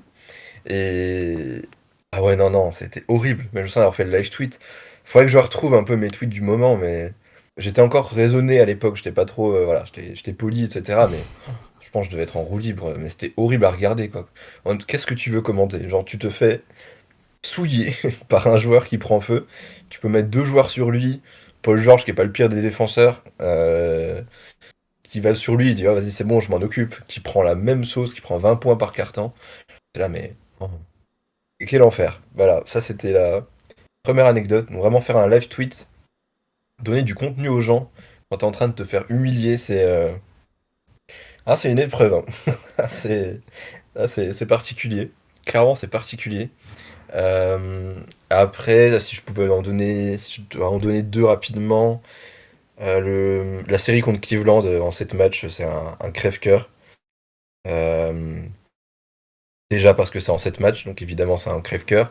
Contre LeBron, tout seul, mais qui derrière va faire une campagne de playoff légendaire, qui va battre Toronto à lui tout seul, qui va aller en finale à lui tout seul. Enfin bref, LeBron James quoi. Mais honnêtement, je pense que les.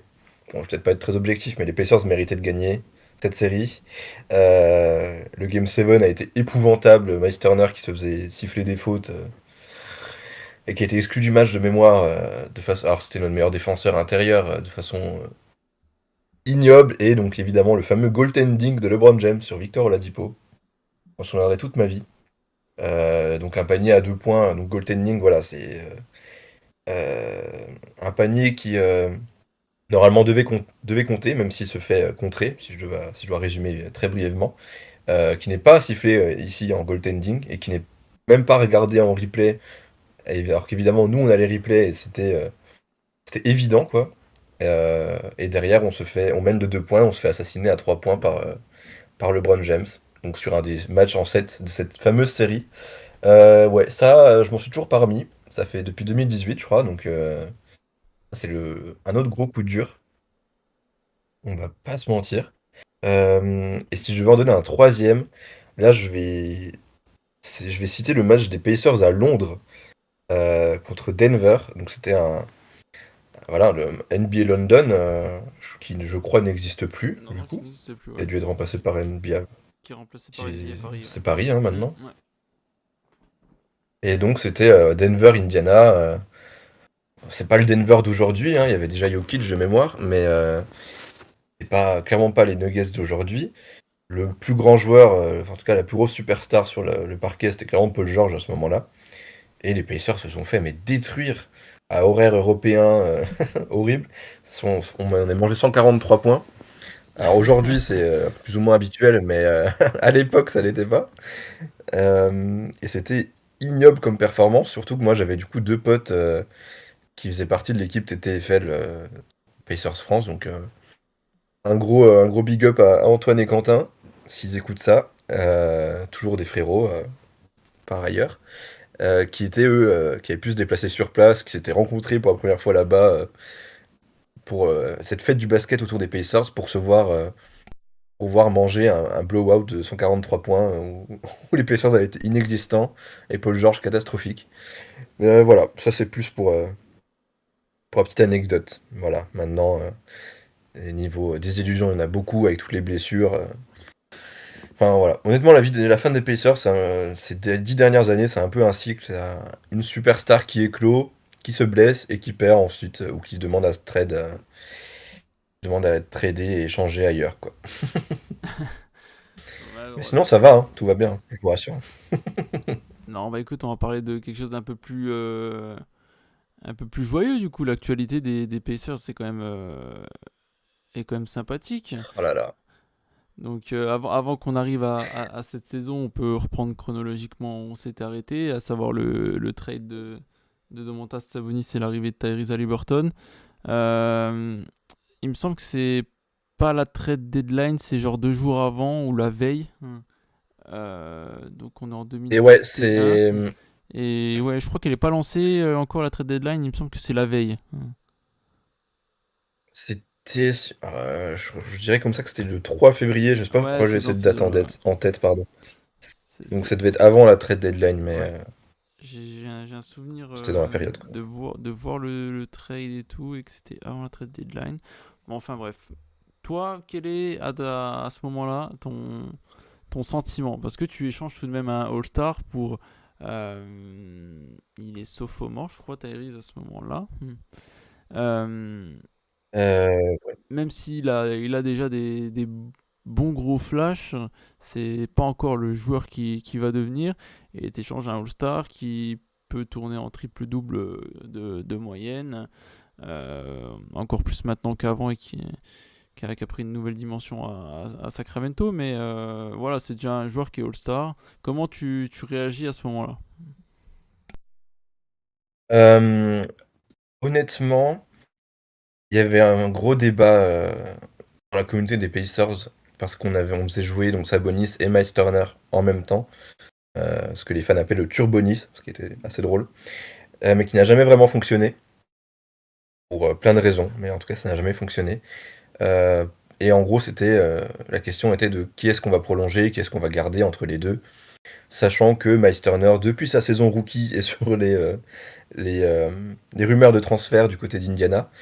Et Sabonis, donc, qui était lui All-Star, ce qui n'a jamais été Miles Turner et ce qui ne sera clairement jamais. Euh, voilà, ça ne fonctionnait plus. Qu'est-ce qu'on faisait? Qu'est-ce qu'on allait faire de Sabonis ou de Miles Turner? Euh, Honnêtement, au moment du trade, moi je suis extrêmement heureux pour le coup. Et je suis dégoûté de ne pas pas avoir sorti pardon, ce tweet, mais je me souviens que quelques jours avant, j'avais posé une petite question comme ça sur Twitter. Quel est votre 5 majeur de joueurs coup de cœur, quoi. Donc pas forcément les meilleurs, hein, mais vraiment les joueurs que vous préférez, pour avoir un petit peu les avis des gens comme ça. Et, euh, et j'avais le mien en brouillon, euh, prêt à être posté et tout. Si jamais il fallait relancer le post en mode bon bah perso, ce serait. Et carrément, mon 5 majeur coup de cœur, il y avait déjà Tyrese Haliburton en meneur. Parce que j'aimais déjà trop ce qu'il faisait du côté de Sacramento. J'aimais énormément sa mentalité. Voilà, un joueur qui est content de jouer à Sacramento, se dire ok, on est l'équipe la plus poissarde et la plus éclatée des 20 dernières années avec les Pistons. Mais j'ai envie de faire partie de ce groupe qui justement amènera de nouveau les Kings vers pas les sommets, mais en tout cas voilà, qui va être capable de gravir certains échelons, quoi. J'aimais trop le joueur, il faisait des performances assez folles. Et Sabonis, ça ne fonctionnait plus du côté d'Indiana. Euh, il a peut-être pris une nouvelle dimension aujourd'hui. Je reste quand même persuadé qu'en playoff, ce sera pas non plus extraordinaire. Enfin, on l'a vu lors de leur dernière campagne, il s'est quand même bien fait détruire par Kevin Looney, quand même. C'est pas non plus pas Joel Embiid, quoi. Euh, voilà, j'avais quelques réserves sur Sabonis, même si j'adorais le joueur.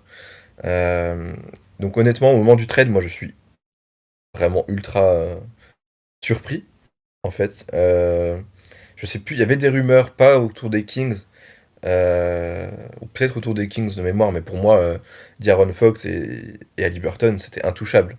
Donc à la rigueur, je m'attendais à recevoir Harrison Barnes, je sais pas qui, Buddy Hield, des Tristan Thompson et des Noisettes, quoi. Mais, euh, mais alors Tyrese Haliburton, c'était inconcevable à mes yeux.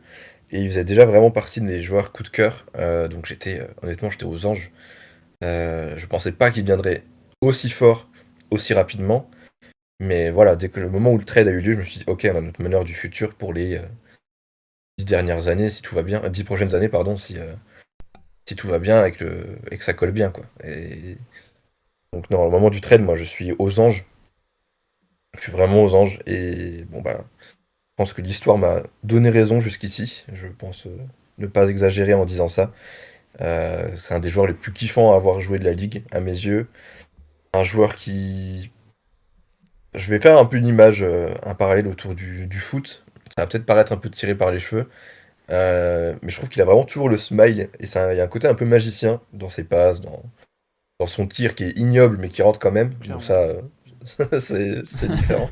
Mais je suppose que tu es un gros fan de foot, Oui, oui, quand plutôt. même.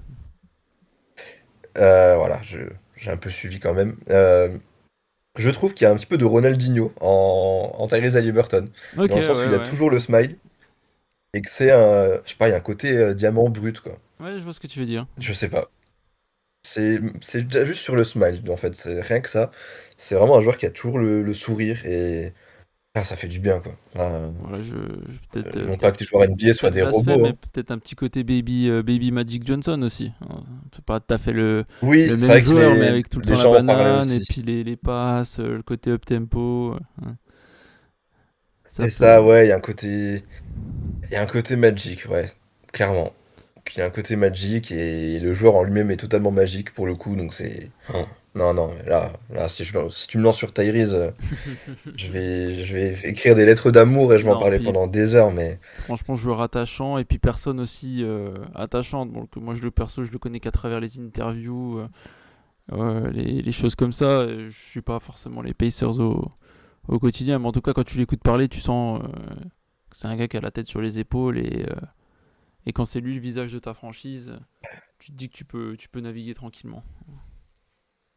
Mais tellement. Ouais, non, il fait vraiment kiffer. Maintenant, faut le voir en playoff. Il a toujours pas disputé la moindre campagne de playoff, hein, vu que, bah, il vient de Sacramento, donc c'était compliqué là-bas. Ça l'est moins aujourd'hui, mais ça l'était. Il y a de fortes chances que cette saison soit ses premiers playoffs, donc va falloir voir ce qu'il donne, hein, tout simplement. Ça va être un peu son baptême du feu. Mais quand je vois ses performances au In-Season Tournament, même si voilà, ça vaut ce que ça vaut, c'est pour moi c'est de bon augure et voilà, c'est déjà le visage de la franchise. Il a tout pour être notre leader de demain et merde, quoi, en termes de popularité, le voir titulaire All-Star avec plus de votes que Stephen Curry. Alors même c'est pas la même C'est vrai. conférence, hein, je suis d'accord, Ouais, mais mais c'est. si on m'avait dit ça au début de saison, j'aurais pas cru quoi. Alors oui, le All-Star Game à Indiana, mais quand même, c'est fou. C'est clair. C'est clair. Bah écoute, on peut continuer dans la timeline en tout cas de l'histoire récente. Donc 2021, il y a Rick Carlisle qui revient sur le banc des Pacers. Du coup, il y a ce fameux trade en cours de saison. Il y a vraiment une nouvelle ère qui s'installe à Indiana. Ça se passe pas forcément bien la saison passée. Il y a Haliburton bon, qui fait 56 matchs mais qui se blesse avant le All-Star Break ou comme, quelque chose comme ça. 56 matchs, ouais, ça fait. C'est fin de saison directement, il me semble. Il rejoue pas. Ouais, il rate Hmm. une vingtaine de matchs de mémoire Ouais. la saison dernière. Et donc, du coup, Donc sur une moitié de saison, ça fait. ouais, ça tue un peu la fin de saison des Pacers qui était à la course au play-in, hein, quelque chose comme ça. Ouais. Et du coup, on repart cette année avec un groupe tout frais, quasiment pas nouveau, mais il y a quelques petits ajouts. Obi Toppin, que j'ai en tête. Il y a le rookie Jaras Walker, bon, qui a pas forcément beaucoup joué, je crois.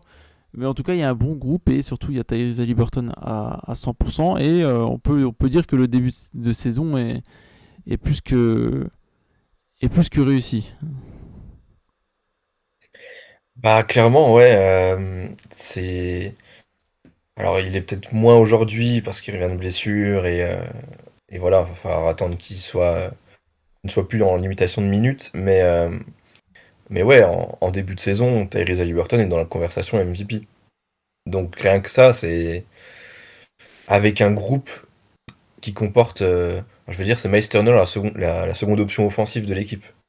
Avec tout le respect que j'ai à Miles Turner, je pense qu'il y a au moins une vingtaine de franchises qui ont une seconde option Plus sympa, offensive ouais. quand même un peu plus sympa, plus qualitative et plus consistante, plus constante, enfin bref, meilleure quoi, globalement.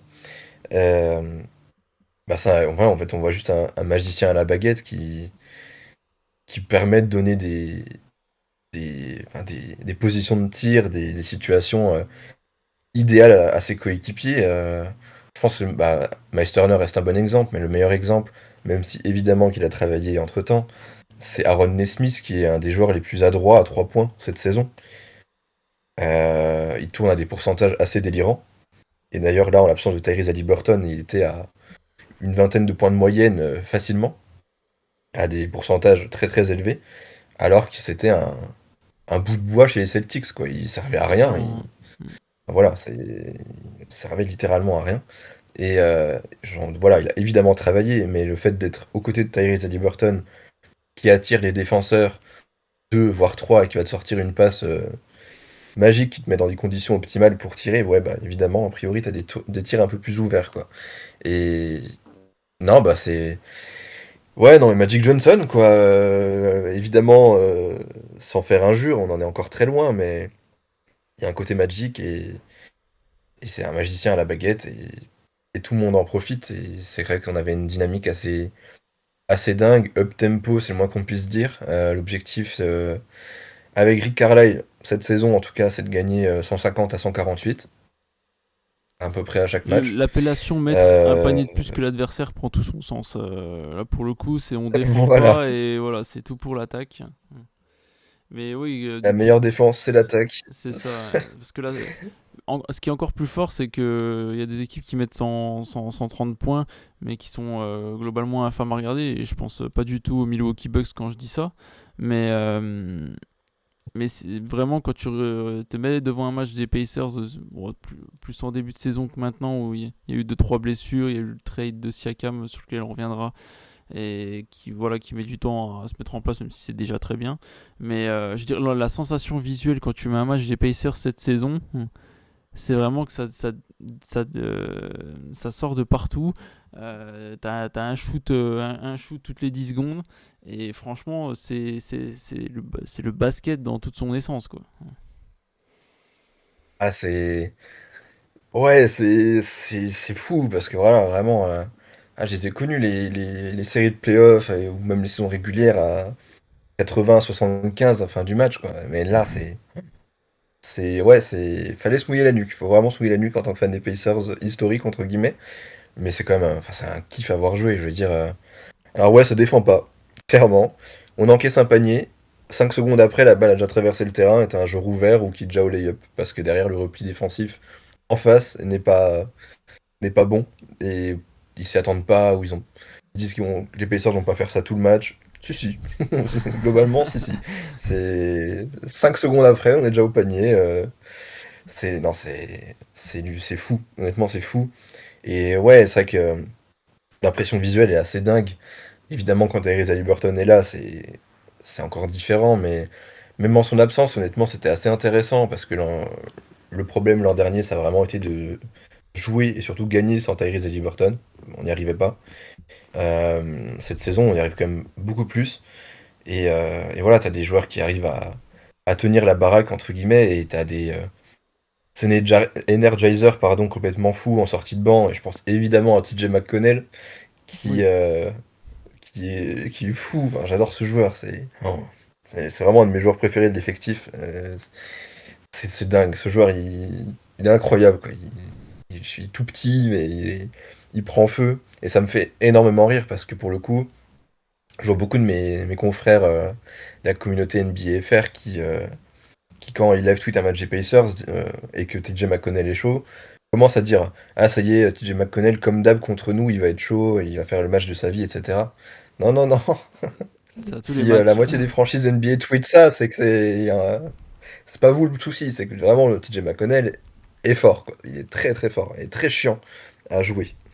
Et non, c'est un plaisir fou. Ça va dans tous les sens, c'est dingue. Et oui, maintenant, ouais, il y a des joueurs comme Jalen Smith qui sont ultra adroits. Enfin, voilà, je veux dire, l'effectif en lui-même, il fait pas non plus rêver plus que ça, on va pas se mentir, mais avec un Tyrese Haliburton à la baguette, un Rick Carlisle qui est mine de rien très très bon, euh, notamment en l'absence de Tyrese qui a su montrer quand même de très bonne qualité aussi en tant que coach au niveau de la gestion des minutes et de l'effectif. Ça va dans tous les sens, ça court, ça défend très peu, mais voilà. Il y a quelques flashs défensifs de temps en temps, Oui, surtout ces heureusement, derniers temps. heureusement, surtout ces derniers temps. Et ouais, il y a eu le trade aussi de nouveau que j'aime beaucoup. notamment autour de Bruce Brown et Pascal Siakam, mais je pense que c'est le prochain sujet du coup. Ouais, c'est ça, hein. De toute façon, on arrive un petit peu à la fin de ce podcast et on a choisi de ne pas attendre du côté des Pacers et donc de faire ce trade qui a envoyé Bruce Brown. J'ai pas le trade au complet, mais en tout cas, le point principal, c'est l'arrivée de Pascal Siakam Mhm. à Indiana pour entourer d'ores et déjà Tyrese avec normalement si tout se passe bien une prolongation de contrat cet été puisqu'il sera agent libre. Du coup, on peut parler un petit peu de l'avenir, en tout cas de cette fin de saison. Les Pacers sont actuellement 6e de la conférence Est, donc 29 victoires, 23 défaites, je crois, quelque chose comme ça. Donc, C'est ça. ça, c'est une place qui t'amène en playoff directement, ce que les Pacers n'ont pas connu depuis quelques saisons. Toi, comment est-ce que tu sens cette fin de saison? Comment est-ce que tu sens l'intégration de Pascal Siakam sur les quelques premiers matchs que tu as vus? Euh, c'est quoi ton sentiment et tes espérances pour la fin de saison et même pour les playoffs?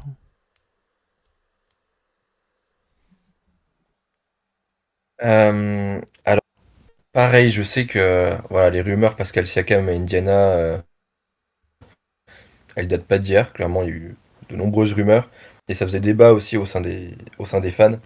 Est-ce que c'est pas trop tôt? Est-ce qu'on se sacrifierait pas trop de pièces en retour, etc. Moi, je suis très satisfait de ce trade. Je ne supporte pas, et ça a longtemps été notre cas, d'être une franchise ventre mou, quoi, une franchise mid, vise le play-in, au mieux une sortie de tour au premier tour de play-off. Je sais pas comment on peut se contenter de ça en tant que fan, en tant que dirigeant, totalement. Je ne comprends pas que certains dirigeants puissent dire ouais, ok, tout va bien. Donc non, moi j'en suis très satisfait.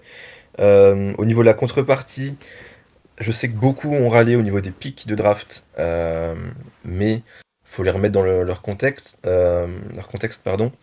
On est sur deux pics en 2024, mais qui seront très mal classés euh, de notre côté. Donc ce sera clairement pas des loteries, hein, des loteries pics, ça c'est évident. D'une draft qui s'annonce sur le papier, alors il faut se méfier, mais pas des plus qualitatives. Euh, et de toute façon, on a suffisamment de jeunes dans l'effectif, dont, et tu l'as dit, Jarvis Walker qui ne joue pas. Enfin, on peut même se permettre le luxe de développer un lottery pick au niveau de notre G League, parce qu'il déçoit ou parce que, voilà, pour X ou Y raison. Mais on a déjà suffisamment de jeunes dans l'effectif. On n'en a échangé aucun contre Pascal Siakam. J'avais peur, moi, justement, de trade un Andrew Nembhard, un Bénédicte Mathurin, un Jarras Walker ou autre, quand on sait que voilà, Toronto est très gourmand au niveau des contreparties. Bruce Brown est un super joueur, mais personnellement, j'ai vraiment pas été très fan de son apport du côté d'Indiana. Euh, donc voilà, il faut entourer Tyrese. On peut pas se permettre de gâcher le prime et le futur prime d'un joueur comme Tyrese Haliburton. Et de réitérer l'erreur de Paul George. C'est-à-dire de lui donner des trois brindilles et dire allez vas-y t'es une superstar, amène-nous au sommet avec ça. Non, ce n'est pas possible. Et Indiana n'étant pas une franchise rêvée du côté des free agents, aux seules options c'est ça. Ou de draft justement des futurs superstars. Mais ça c'est une fois tous les. T'en as être un par draft à la rigueur. Donc Oui. c'est très compliqué. Pascal Siakam est un joueur déjà plus qu'établi, il est champion NBA, il a été All NBA. La dernière fois qu'on a eu des joueurs All NBA du côté des Pacers, voilà. Peut-être Paul George et encore, sur le papier peut-être, mais voilà, là on a la possibilité d'avoir, bon, il sera sûrement pas All NBA cette saison, mais un joueur calibre All NBA avec Pascal Siakam, aux côtés d'un joueur calibre et qui selon moi mériterait une All NBA seconde team, je pense, du côté de Tyrese Haliburton à la main. C'est dingue. C'est dingue. Et quand on voit que voilà, Pascal Siakam était dans un marasme du côté de Toronto, Je veux dire, il y a des rumeurs aussi autour du fait que voilà, il y a de plus en plus de joueurs qui se disent putain, ça a vraiment bien de jouer avec Tyrese Haliburton, même si c'est à Indiana, pourquoi pas tenter le coup? Je vois l'intégration de Pascal Siakam, moi j'y crois. Pareil, Pascal Siakam est un joueur qui a énormément le smile. Est-ce qu'on n'a pas le duo le plus souriant de la ligue? C'est peut-être pas Ouais, le plus celle-ci, dominant, mais les dents le blanches, plus souriant. les Colgate Duo. Voilà, c'est pas mal, exactement. Et j'aime à croire qu'il va prolonger cet été, mais je veux dire, à Indiana, il aura le contrat max du max. Ben, on va donner tout ce qu'on peut. C'est également le seul moyen de garder des joueurs comme ceux-là. Euh, qui n'a pas envie de jouer avec Tyrese Haliburton à la main? Faudrait m'expliquer. À part c'est un autre meneur, et encore. Euh, et voilà, et pas plus tard que cette nuit, à la fin du match contre les Rockets, que j'ai regardé sans faire un live tweet pour le coup, mais que j'ai regardé, euh, on a vu Tyrese Haliburton discuter avec Fred VanVleet. Alors oui, à chaque fin de match NBA, tout le monde se congratule, se fait des câlins, un petit mot pour l'autre. Mais Tyrese Haliburton a dit en conférence de presse qu'il est allé demander à Fred VanVleet, ancien coéquipier de Pascal Siakam, comment mieux l'intégrer à l'attaque. Comment mieux l'intégrer, comment mieux le trouver, quels sont ses meilleurs spots, etc. Je trouve ça dingue. Je trouve ça parfait. Je veux dire, si tu veux m'envoyer un message à ton joueur, tu veux rester chez nous, et ben je fais un pas vers toi aussi. Je vais voir comment je peux mieux t'intégrer à l'attaque. Euh, Sachant que Pascal Siakam, en termes d'intégration à l'attaque des Pacers, ça va, hein. Clairement, cette nuit, il a encore posé 29 points, si j'ai pas de conneries, peut-être un peu moins, mais Quelque chose comme ça, puis il avec y a des des pourcentages pourcentages. astronomiques. Ouais. Enfin, voilà, il a des tirs ouverts, donc évidemment qu'un gros bosseur comme Pascal Siakam, sans être un sniper à la Kevin Durant, et bah je crois qu'il a 3 sur 4 cette nuit à 3 points, ou 2 sur 3 au moins. Je me sors la fiche de Euh, stats là tout de suite. Ouais, et 29 points. Euh, les pourcentages 11 sur 16 au shoot, 4 sur 6 à 3 points. 4 sur 6, my bad. Mais voilà, Mais c'est pas c'est dégueu, très bien, hein. hein, c'est. C'est très propre et c'est dans le fil rouge de ce qu'il montre depuis son arrivée aux Pacers, même si ça fait que 10 matchs. Et il a très peu joué avec Tyrese Haliburton, qui lui était soit blessé, soit en restriction de minutes. Euh, pour moi, c'est de très bon augure. Maintenant, comme tu l'as dit, on est sixième. Il y a un petit écart quand même avec le top 4 qui, pour moi, est inatteignable. Maintenant, Philadelphie est cinquième et jouera sans Joel Embiid une bonne partie de la saison au minimum. Pour moi, la cinquième place est totalement accessible, est totalement à notre portée, étant donné en plus qu'on a de mémoire un des calendriers les plus favorables jusqu'à la fin de saison. Bon, ça vaut ce que ça vaut, mais quand même. Donc pour moi, cinquième place, c'est l'objectif. Même s'il faut quand même creuser l'écart avec les franchises derrière, mais au vu de notre effectif avec Tyrese Haliburton qui va revenir et qui sera auréolé, on va dire, d'une magnifique sélection titulaire All-Star, possible titre au concours à 3 points, bref, voilà, il va passer sa meilleure vie tout le week-end à Indiana. Euh, et avec les Sixers privés de Joel Embiid. Je pense que la cinquième place, c'est vraiment pas déconnant. Donc en plus, ça nous offre vraiment la possibilité d'éviter le play-in. Ça, c'est parfait. Euh, voilà, maintenant, c'est difficile de juger. Évidemment, moi, je rêve de passer le premier tour des playoffs, tout simplement. Le compte existe depuis 2016. Depuis 2016, il n'y a toujours pas eu un tour de playoff de passé.